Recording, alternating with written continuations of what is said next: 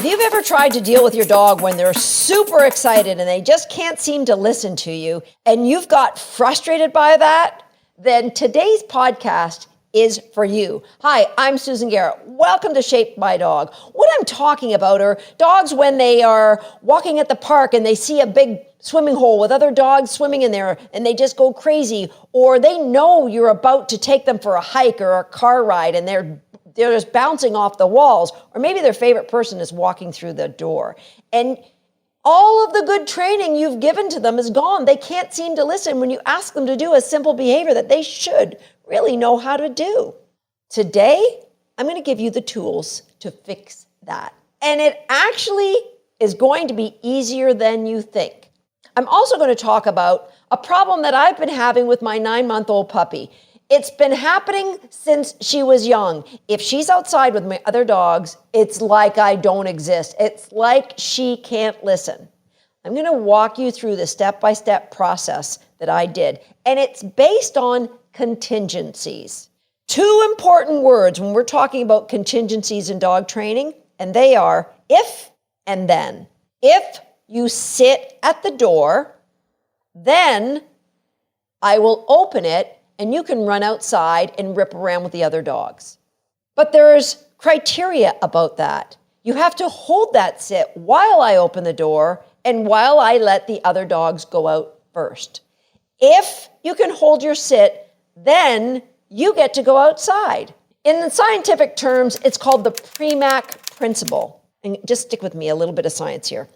The opportunity to engage in a high probability behavior can be used to reinforce the animal participating in a lower probability behavior.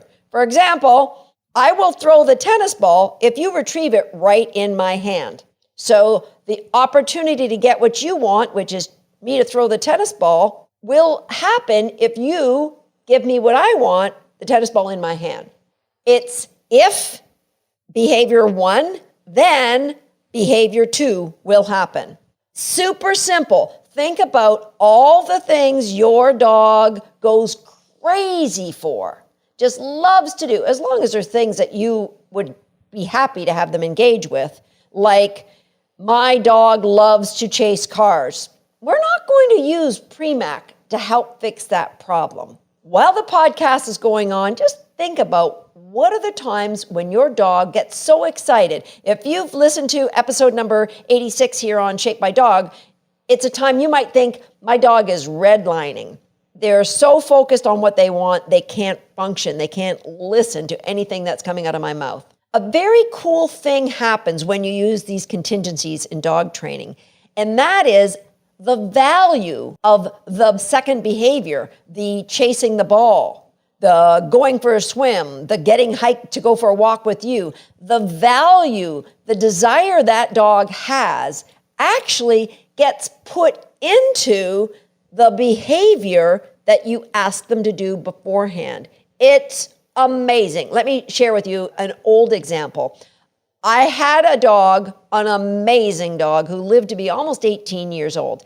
His name was Buzz. I actually wrote a book about Buzz called Shaping Success. It won Dog Training Book of the Year back in 2005, and it's still a very relevant book today. Buzzy loved to swim. I mean, he was crazy about swimming. The very first time I ever let him go into the pond, he was about 9 months old, and I thought, I'll just see how long he wants to stay in there.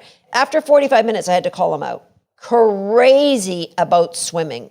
Crazy. By the way, I would never recommend you let a dog swim for 45 minutes straight. That was my flawed thinking back in 1996. When Buzz was around water, he couldn't think. All he wanted to do was swim. But I needed him to listen to me. I started with a dog who had a brilliant recall. He would come out of the water anytime I'd ask. So I started by having him sit, and when he would sit at the edge of the pond, I would click my clicker and say, go for a swim. And he would dive into the water, and as soon as the droplets settled, after 1 or 2 seconds, I'd call him back out. And he'd come swimming right over, jump out, get back beside me. After 1 or 2 repetitions, I didn't even have to tell him to sit. He was ready, he sat, he was staring at the water, and I would give him the cue, go for a swim. What happened over time is the value of swimming actually got put into the cue, the permission to go for a swim. So instead of wanting to stay in the pool or the pond for 45 minutes, he would only stay in for a minute or two, and then he would come out and come and sit beside me.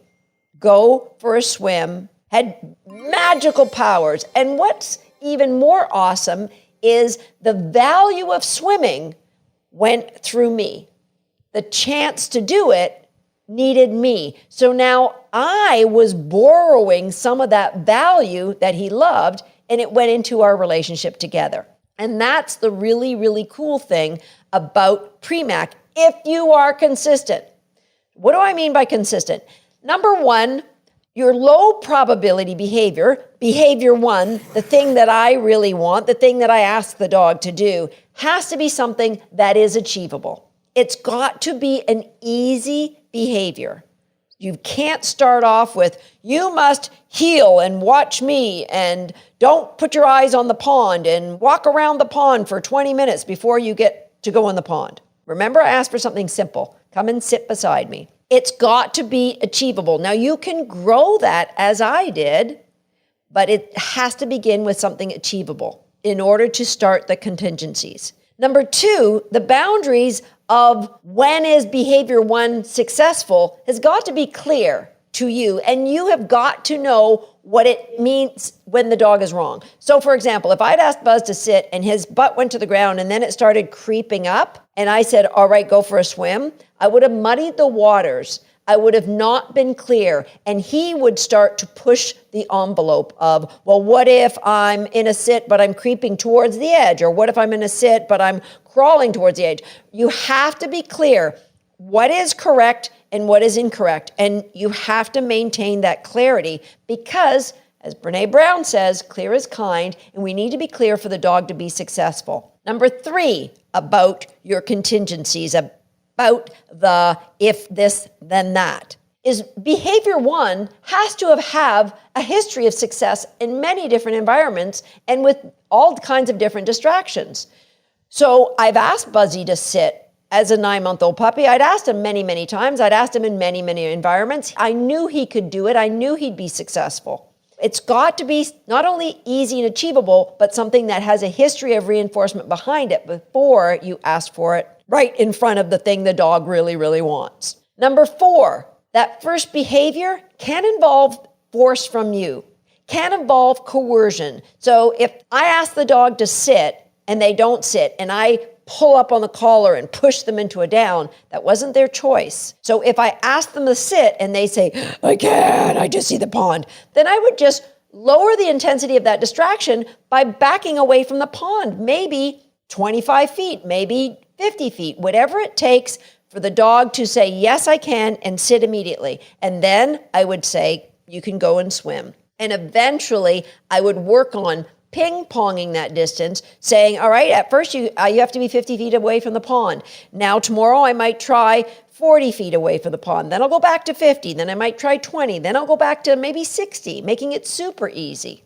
In addition to, you can't force the behavior, you can't re-cue it. So if I ask you to sit and you don't sit, I can't then say, now sit, sit, sit. Because now we're teaching a dog, the criteria is after the fourth time I ask you, your butt has to hit the ground. Again, if the dog doesn't do what you want, you just lower the intensity of the second behavior, the one that they really want, by getting further away. And the fifth consideration for your success with this is the contingency of if this, then that has to be consistently applied. You can't say if sort of this, then that. It's got to be, here's the clear criteria that I've established. When I ask you to do it, I will then reinforce you with what you want. Now, that's not saying you can't grow that to, you need to sit and then down before I release you into the pond, but you have to be clear and not waver from it and lessen it just because, oh, I tried and it didn't work, I'm letting it go.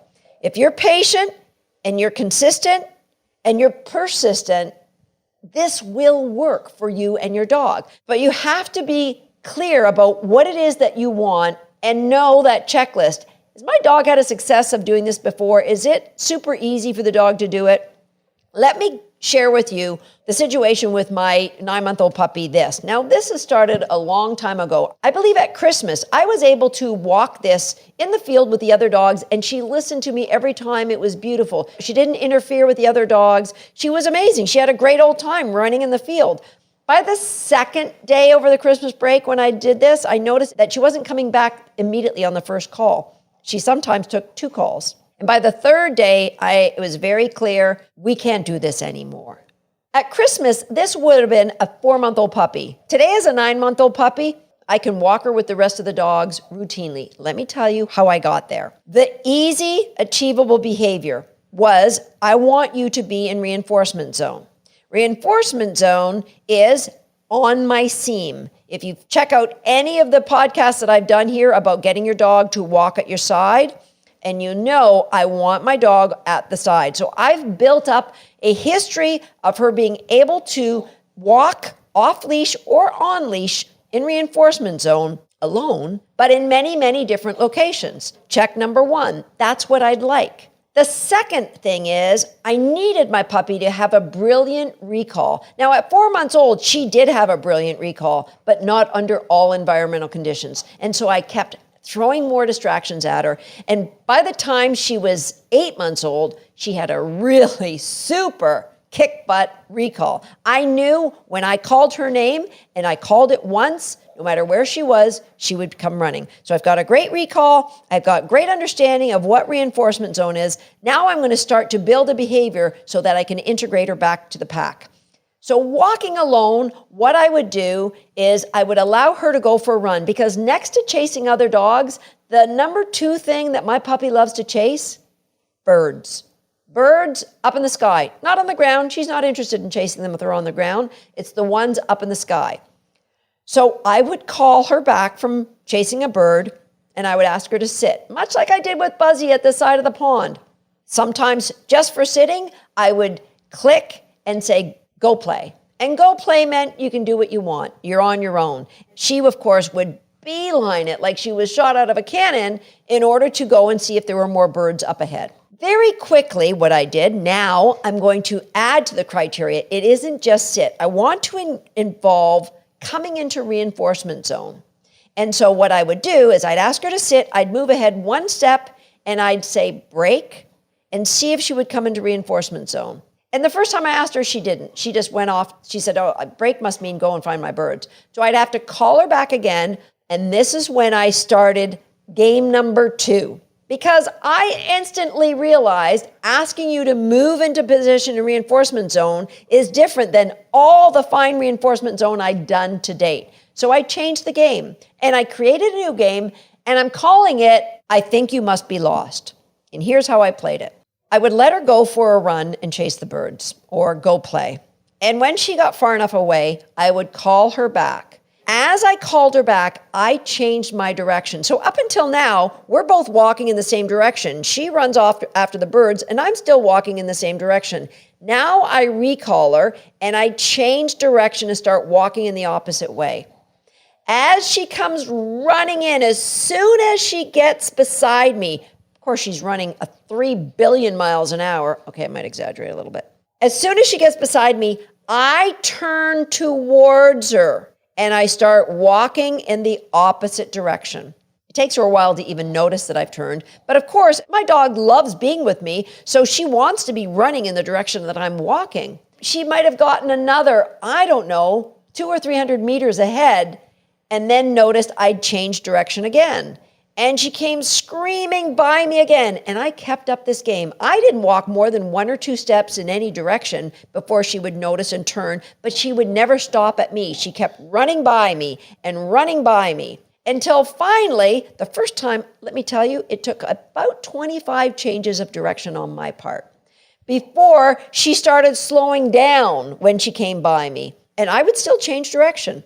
It wasn't until she finally stopped near me and looked at me like, what the actual snickerdoodle's going on? Are you lost or something? And I clicked her and then told her, go play. And then I would call her back, reward her, send her, and every once in a while I started the I think I'm lost routine. But The cool thing is, it didn't take 25 repetitions of her running one way and then running by me the other way and running. It only took about 15. And before our walk was done, as soon as I would change direction, she would come right in reinforcement zone and walk one step before I would say click and send her off to go play. All I wanted was you moving beside me one step in reinforcement zone, and that earned the click and the right to go play.